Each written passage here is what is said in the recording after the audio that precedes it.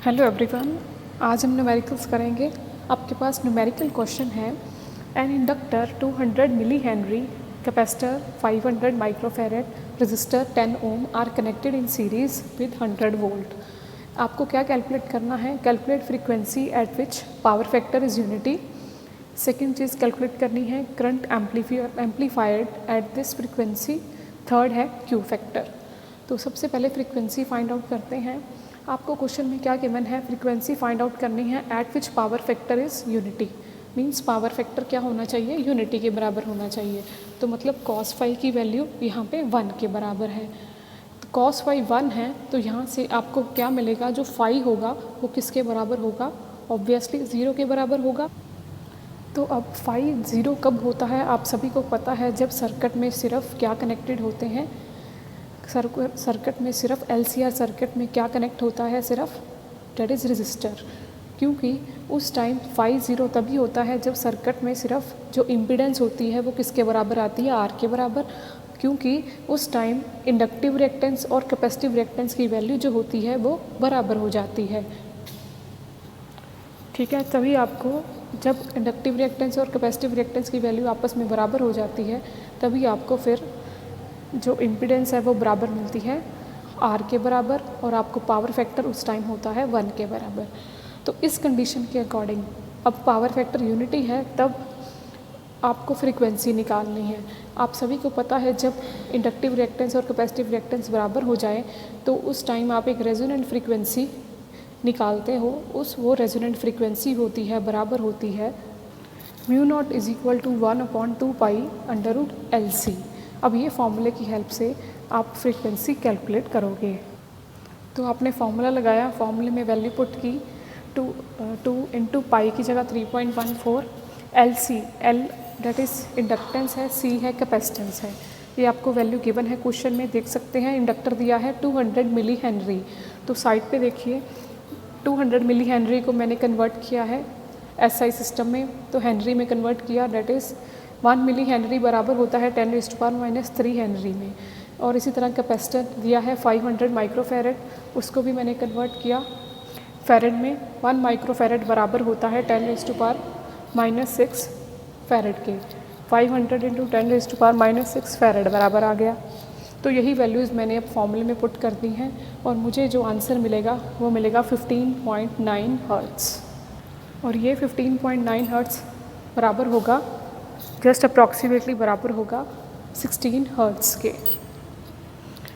अब next part है current amplified at this frequency. तो आपको एम्पलीफाइड करंट निकालना है, मीन्स I0 निकालना है आपको पता है। इसके लिए आपको IRMS निकालना पड़ेगा। I0 और IRMS में रिलेशन होता है, IRMS बराबर होता है I0/√2 के बराबर। तो यहाँ से I0 आ गया √2 IRMS के बराबर। तो यहाँ से आप अब फॉर्मूला लगाएंगे IRMS निकालने के लिए, क्योंकि तभी आपके पास एम्पलीफाइड करंट निकलेगा। अब इस क्वेश्चन में बात तो हो रही है LCR सर्किट की, बट यहाँ पे आपको पावर फैक्टर 1 दिया हुआ है। तो इसका मतलब क्या हुआ कि जो इंडक्टिव रिएक्टेंस अगेन किसके बराबर है? कैपेसिटिव रिएक्टेंस के। तो यहाँ पे जब आप IRMS का फॉर्मूला लगाओगे वो किसके बराबर होगा? V/Z तो होता ही है, बट Z बराबर हो जाएगा R के बराबर, क्योंकि पावर फैक्टर क्या है? यूनिटी है। इंडक्टिव रिएक्टेंस कैपेसिटिव रिएक्टेंस के बराबर है, तो जिसकी वजह से Z बराबर होगा सिर्फ R के। तो अब ये फॉर्मूला लगेगा V/R। आपको V गिवन है क्वेश्चन में, देख सकते हैं। जो इंडक्टर कैपेसिटर और रेजिस्टर जो है वो कनेक्टेड इन सीरीज़ है विद 100 वोल्ट की सप्लाई से। तो आपको 100 वोल्ट दे रखा है और रेजिस्टर भी दे रखा है 10 ओम। तो होगा ये IRMS होगा 100/10 के बराबर। तो ये आपके पास IRMS आ गया 10 के बराबर, जिसकी वजह से I0 निकल जाएगा √2 IRMS, डेट इज़ 14.14 एम्पियर होगा। ये होगा आपका amplified current at this frequency. Then after that Q factor निकालना है। क्यू फैक्टर R के केस में होता है जब सर्किट में सिर्फ रेजिस्टर हो, तो क्यू फैक्टर का एक्सप्रेशन होता है 1/R √L/C। तो अब इस फॉर्मूले में आप वैल्यूज़ पुट कर दो कि रेजिस्टर कितना दिया हुआ है 10 ओम, R की जगह 10 आ गया।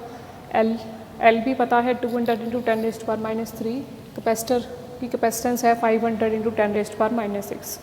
जस्ट वैल्यूज़ पुट करोगे तो आपके पास क्वालिटी फैक्टर आ जाएगा 2 के बराबर। क्वालिटी फैक्टर जस्ट एक नंबर है और ये यूनिटलेस होता है। Next question, AC source of frequency 50 Hz is connected to 50 millihenry inductor and bulb. Calculate capacitance of capacitor connected in series with the circuit so that bulb glows with maximum brightness. आपके पास AC circuit given है जिसमें आप देख सकते हैं AC source जो आपने लगाया है तीनों के साथ, उस AC सोर्स की फ्रीक्वेंसी है 50 हर्ट्ज़। उस AC सोर्स को कनेक्ट किया गया है 3 चीज़ों से, इंडक्टर से, बल्ब से और कैपेसिटर से। इंडक्टर जो है वो है 50 मिली हेनरी, कैपेसिटर आपको नहीं पता, उसकी वैल्यू आपको निकालनी है, और है नीचे है और साथ में है बल्ब। ये तीनों सीरीज़ में कनेक्टेड हैं, इंडक्टर, कैपेसिटर एंड बल्ब। तो क्वेश्चन यही पूछा है आपको कि calculate capacitance of the capacitor connected in series, और आपको कैपेसिटेंस की वैल्यू वो फाइंड आउट करनी है कि आपको ये कहा गया है कि बल्ब जो ग्लो कर रहा है वो मैक्सिमम ब्राइटनेस के साथ ग्लो करे, कि जो हम कैपेसिटर है वो कितनी कैपेसिटेंस का लेंगे ताकि जो बल्ब लगा है इन सर्किट में वो मैक्सिमम ब्राइटनेस के साथ ग्लो करे। तो इसके लिए आप ऑब्वियसली जब सर्किट में करंट मैक्सिमम होगा तभी जो बल्ब होगा वो मैक्सिमम ब्राइटनेस के साथ ग्लो करेगा। तो ये LCR सर्किट में तभी पॉसिबल है जब LCR सर्किट किस कंडीशन में हो, रेजोनेंस कंडीशन में हो। तो आप यहाँ पे रेजोनेंस कंडीशन अप्लाई करवाओगे। रेजोनेंस कंडीशन क्या कहती है, inductive reactance is equal to capacitive reactance. जब कैपेसिटर की रिएक्टेंस और इंडक्टर की रिएक्टेंस आपस में बराबर हो जाती हैं तब आपको जो करंट मिलेगा वो मैक्सिमम मिलता है, तभी रेजोनेंस कंडीशन अप्लाई होती है। तो लगाते हैं फॉर्मूला। तो XL is equal to XC बराबर आ गया, XL होता है L ओमेगा के और XC होता है 1/ओमेगा C के। देन आफ्टर डैट अब यहाँ इस फॉर्मूले से आप कैपेसिटेंस निकाल लोगे जो कि बराबर होगी 1/ओमेगा² L के। ओमेगा को पुट करोगे फर्दर 2 पाई न्यू, तो आपके पास कैपेसिटेंस आ जाएगी 1/4 pi square new square L। अब जस्ट सिंपली वैल्यूज़ पुट कर देनी है जो आपको क्वेश्चन में गिवन है। तो वैल्यूज़ पुट कर दी हैं, पाई की जगह 3.14 होगा, फ्रीक्वेंसी गिवन है 50 हर्ट्ज़। देन इंडक्टेंस क्वेश्चन में गिवन है, इंडक्टर देख सकते हैं 50 मिली हेनरी इंडक्टर। तो इंडक्टेंस मिली हेनरी है तो उसको कन्वर्ट करना पड़ेगा हेनरी में, तो मल्टीप्लाई करवा दिया 10⁻³ से। तो फाइनली सिंप्लीफिकेशन करके आपके पास फाइनली कैपेसिटेंस की वैल्यू आएगी 2 × 10⁻⁴ फैरेड। नेक्स्ट क्वेश्चन है आपके पास, 50 volt 10 watt lamp is to run with 100 volt 50 hertz AC main, find inductance of coil. आपके पास एक लैम्प है जिसकी वोल्टेज है 50 वोल्ट और पावर है 10 वाट। ये लैम्प की वोल्टेज दे रखी है और पावर दे रखी है। उस लैम्प को कनेक्ट किया गया है AC सप्लाई से, और वो AC सप्लाई कितनी आ रही है, 100 वोल्ट की है AC सप्लाई, और उस AC सप्लाई की फ्रिक्वेंसी है 50 hertz. Find inductance of coil. और लैम्प में यहाँ पे एक कॉइल लगी हुई है, आपको उस कॉइल का इंडक्टेंस फाइंड आउट करना है, मींस L की वैल्यू फाइंड आउट करनी है। तो सबसे पहले देखिए आपके पास क्या है, लैम्प की वोल्टेज दे रखी है, पावर दे रखी है, तो यहाँ पे आप लैम्प का रेजिस्टेंस निकाल सकते हो। तो पावर का फॉर्मूला लगाया V²/R, तो यहाँ से रेजिस्टेंस आ गया V²/P। वोल्टेज की वैल्यू पुट की, पावर की वैल्यू पुट की, आपके पास रेजिस्टेंस आ गया लैम्प का 250 ओम के बराबर। तो अब यहाँ से आप एक और चीज़ निकाल सकते हो, लैम्प में से कितना करंट पास हो रहा है, डेट इज़ IRMS, वो फाइंड आउट करोगे।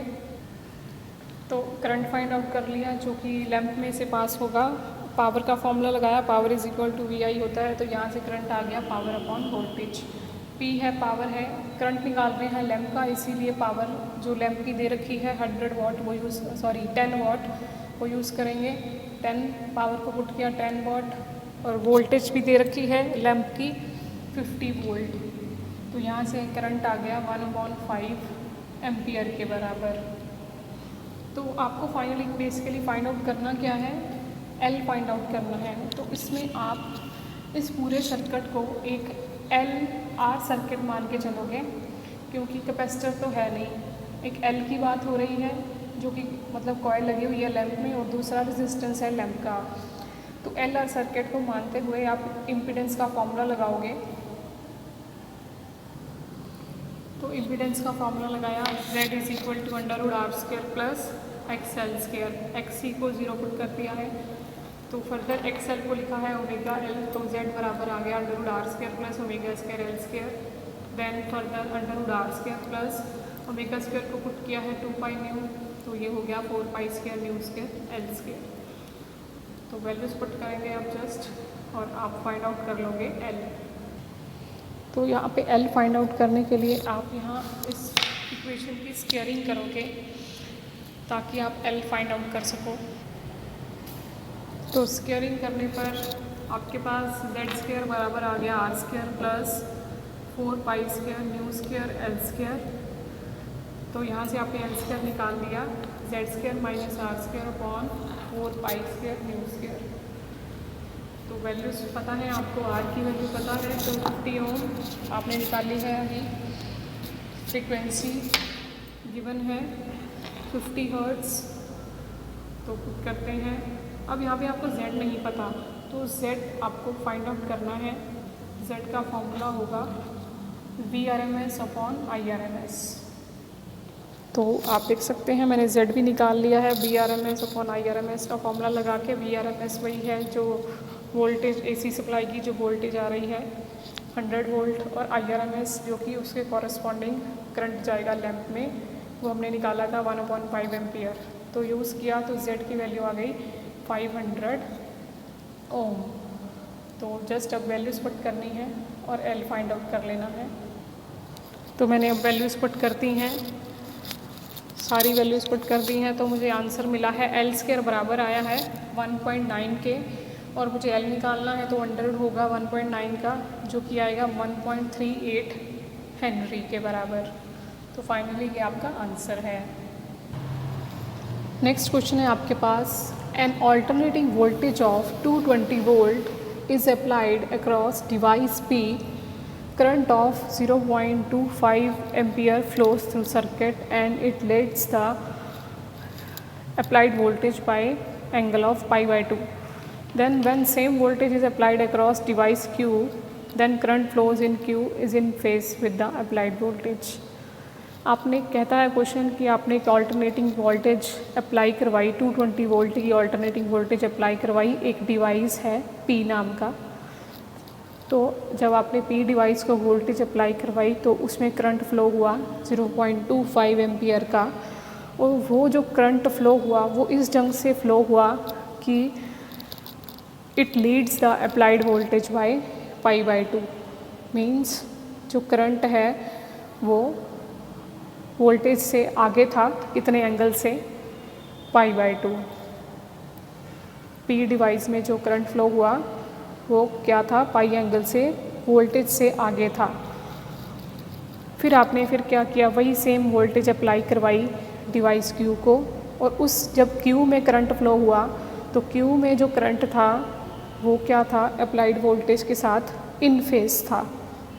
दोनों में फ़र्क पता चल गया आपको, P और Q में। तो आपको ये पता करना है कि P और Q कौन से डिवाइसेस हैं।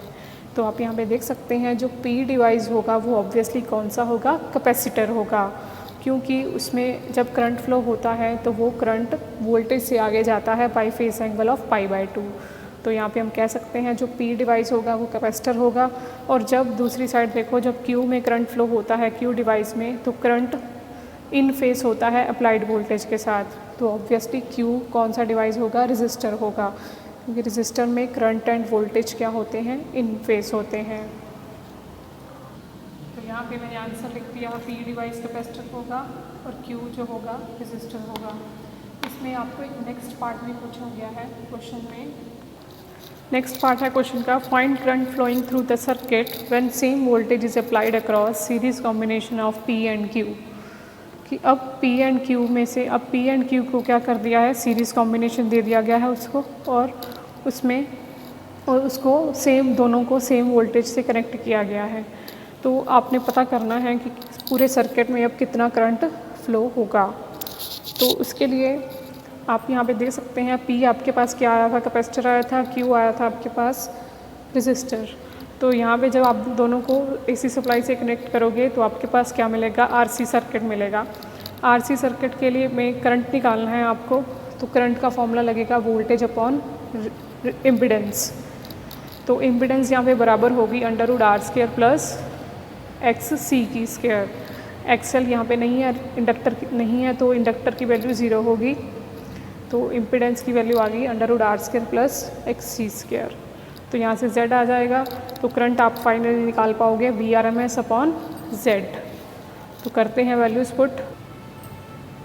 तो Z का फॉर्मूला लगाया है, Z में आपको R भी पता करना है, XC भी पता करना है। R कैसे पता करोगे, again VRMS upon IRMS use करके, वोल्टेज अपॉन करंट का फॉर्मूला यूज़ करके। VRMS क्या है, जो कि आपकी अप्लाइड वोल्टेज है। आप क्वेश्चन में देख सकते हैं कि कितनी वोल्टेज फर्स्ट लाइन में कितनी वोल्टेज अप्लाई करवाई गई है, 220। तो VRMS आ गया 220। IRMS देख सकते हैं करंट कितना फ्लो होता है, 0 पूरे न्यूमेरिकल क्वेश्चन में देखिए आप, पहले 0.25 एम्पियर करंट फ्लो होता है P डिवाइस से, फिर बाद में लास्ट सेकेंड लाइन में सेम करंट फिर से फ्लो होता है Q में। तो वैसे भी क्या है, आप ये कह सकते हैं ये दोनों क्या है, सीरीज़ में लगे हैं। तो सीरीज़ में क्या रहता है, करंट सेम होता है, तो दोनों में सेम करंट जाएगा। तो करंट की वैल्यू IRMS जो होगी वो P के लिए एज वेल एज Q के लिए सेम होगी, मतलब कैपेसिटर और रेजिस्टर दोनों में सेम करंट फ्लो होगा 0.25 एम्पियर के। और दोनों के लिए VRMS तो सेम ही रहेगी, क्योंकि दोनों को कितनी वोल्टेज सप्लाई से कनेक्ट किया गया है, 220। तो यहाँ से आपने R निकाल लिया 220 अपॉन 0.25, जो कि बराबर आ गया 880 ओम के। इसी तरह XC निकाल लिया, अगेन वही 220 अपॉन 0.25 दैट इज़ 880 ओम। दोनों की वैल्यू सेम आएगी। तो यहाँ से आपको Z निकल जाएगा, R की वैल्यू पुट करोगे, XC की वैल्यू पुट करोगे तो Z आ गया 1244.3 ओम। तो आपको करंट निकालना था, तो साइड पे देखिए IRMS is equal to VRMS upon Z। तो IRMS करंट होगा VRMS जो आपको गिवन है, वोल्टेज कितनी अप्लाई करवाई है 220 वोल्ट अपॉन वो। याद रखना जब भी न्यूमेरिकल वैल्यू में जितनी भी AC सप्लाई गिवन दे रखी हो, वो AC सप्लाई की जो वोल्टेज होती है वो क्या होती है, हमेशा RMS वोल्टेज होती है। ठीक है जी। तो IRMS 220 अपॉन Z की वैल्यू पुट की, तो फाइनली IRMS की वैल्यू आ गई 0.1768 एम्पियर। ये आपका फाइनली आंसर होगा। Okay, thank you so much.